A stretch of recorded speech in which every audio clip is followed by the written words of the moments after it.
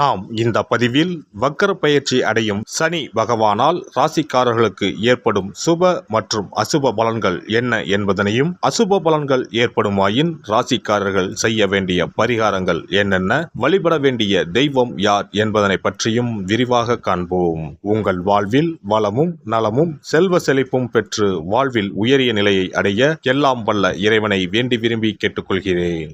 வாழ்க்கையில் கஷ்டங்களை மட்டுமே சந்தித்த சில ராசிக்காரர்களின் வாழ்க்கையில் புது மலர்ச்சியை தரப்போகிறார் சனி பகவான். இந்த பயிற்சியின் போது சில ராசிக்காரர்களை வாழ்க்கையின் உச்சத்திற்கு கொண்டு செல்ல போகிறார். ஒருவர் செய்த கர்ம வினைகளுக்கு ஏற்ப பலாபலன்களை கொடுப்பவர் சனி பகவான். சனி பகவான் மனது வைத்தால் போதும், குப்பையில் இருப்பவர்கள் கூட கோபுரத்திற்கு செல்வார்கள். மன்னராக இருப்பவர்கள் கூட முடி துறந்து நாடு இழந்து நலன் போல அலைய வேண்டியதுதான். சிவனாக இருந்தாலும் யமனாக இருந்தாலும் சனியின் தண்டனையில் இருந்து தப்ப முடியாது. எல்லோருக்கும் ஒரே தீர்ப்புதான். அரசனை ஆண்டியாகவும் ஆண்டியை அரசனாகவும் மாற்றுவார். சனி பகவான் எல்லோருக்கும் கெடுதல் செய்ய மாட்டார். அவரவர் கர்ம வினைகளுக்கு ஏற்ப பலன்களை கொடுப்பவர். சனி பெயர்ச்சியால் யாருக்கெல்லாம் பாதிப்பாக இருந்ததோ அவர்களுக்கு சில நன்மைகள் நடைபெறப் போகிறது.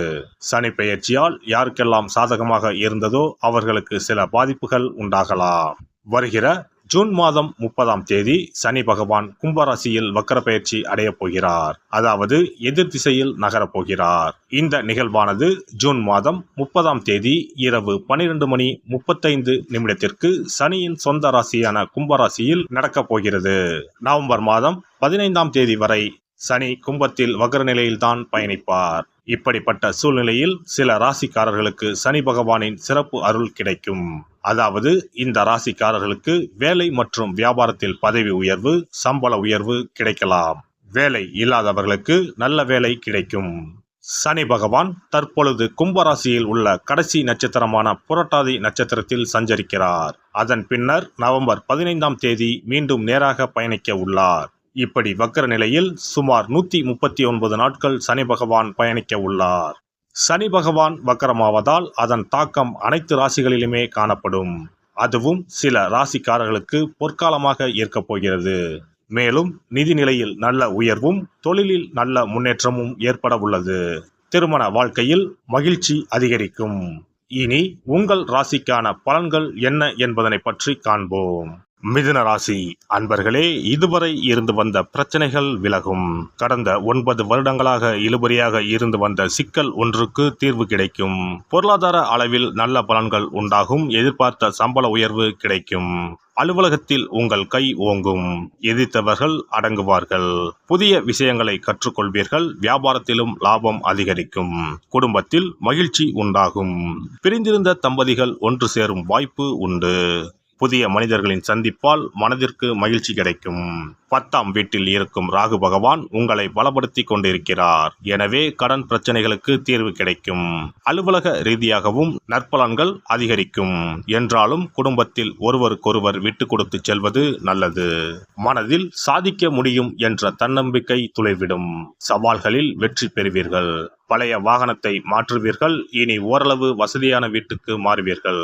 மகனுக்கு அயல்நாடு தொடர்புடைய நிறுவனத்தில் வேலை கிடைக்கும். பழைய கடனை தீர்க்க உதவிகள் கிடைக்கும். சொந்த வீடு வாங்குவீர்கள். வழக்கில் நல்ல தீர்ப்பு வரும். பங்காளி பிரச்சனைகள் தீரும்.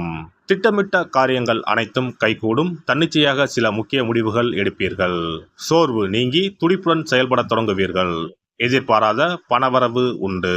பழைய கடனை தீர்ப்பதற்கு புதிய வழி பிறக்கும். சகோதரிக்கு நல்ல விதத்தில் திருமணம் முடியும்.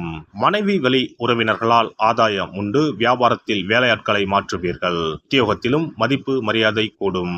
இல்லத்தரசிகளே, தங்க ஆபரணங்களை வாங்கி சேர்ப்பீர்கள். பிள்ளைகள் உதவிகரமாக இருப்பார்கள்.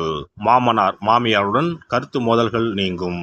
அலுவலகம் செல்லும் பெண்களே, இனி பணியில் நிரந்தரமாக்கப்படுவீர்கள். கன்னி பெண்களே, விரைவிலேயே திருமணம் நடைபெறும். மாணவ மாணவிகளே, உயர்கல்வியில் வெற்றி பெறுவீர்கள். விரும்பிய கோர்ஸில் சேர்வீர்கள். ஆசிரியரின் அன்பை பெறுவீர்கள். வியாபாரிகளே, இனி சந்தை நிலவரம் அறிந்து புதிய சரக்குகள் கொள்முதல் செய்வீர்கள். நல்ல வேலையாட்கள் அமைவார்கள்.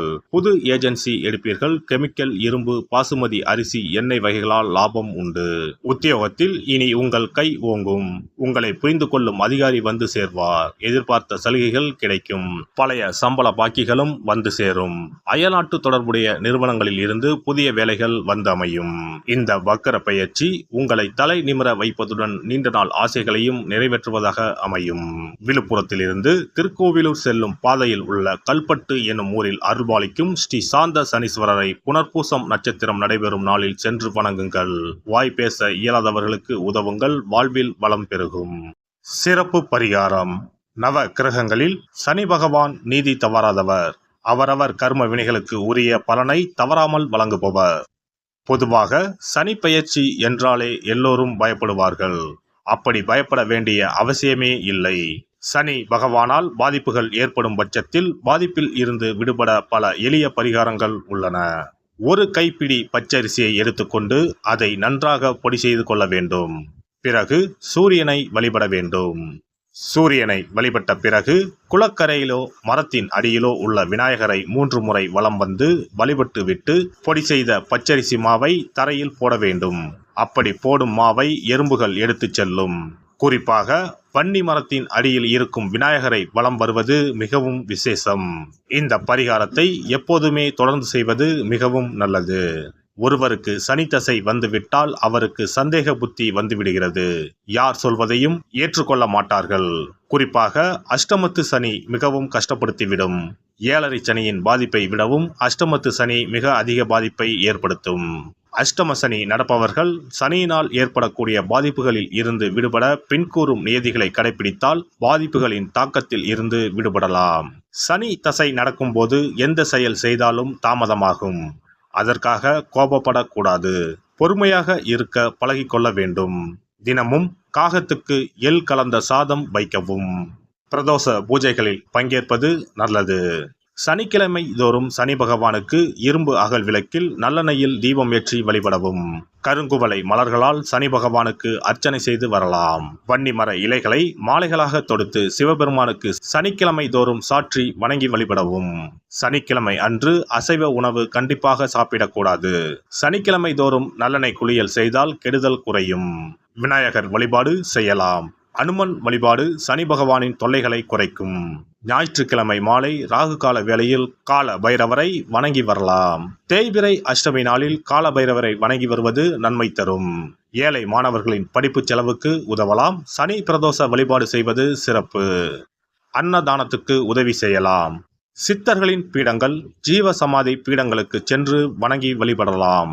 வன்னி மரத்தை சுற்றி வந்து வணங்க வேண்டும். இதனால் சனி பகவானின் கொடுமையான பாதிப்புகள் விலகிவிடும். பிரதோஷ காலத்தில் சிவபெருமானுக்கு வில்வ இலை கொடுத்து வணங்க வேண்டும். தினமும் ராமநாமம் ஜபித்து வந்தால் சனி பகவானின் தொல்லையிலிருந்து தப்பிக்கலாம். கால்கள் இல்லாமல் நடக்க இயலாதவர்களுக்கு இயன்ற உதவியை செய்யலாம். இந்த வழிமுறைகளை முறையாக கடைபிடித்து சனியினால் ஏற்படக்கூடிய பாதிப்புகளின் தாக்கத்தில் இருந்து விடுபடலாம். எல்லாம் வல்ல இறையருளால் நீங்களும் உங்கள் அன்பு குடும்பமும் உடல் நலம், நீலாயுள், நிறை செல்வம், உயர் புகழ், மெய்ஞானம் ஓங்கி வாழ்க வளமுடன். இந்த வீடியோ பதிவு உங்களுக்கு பிடித்திருந்தால் லைக் பண்ணுங்க, கமெண்ட் பண்ணுங்க, ஷேர் பண்ணுங்க. மறக்காம சப்ஸ்கிரைப் பண்ணுங்க. பக்கத்துல இருக்கிற பெல் பட்டனை கிளிக் பண்ணுங்க. நன்றி, வணக்கம். ஓம் நமச்சிவாய. சிவாய நம.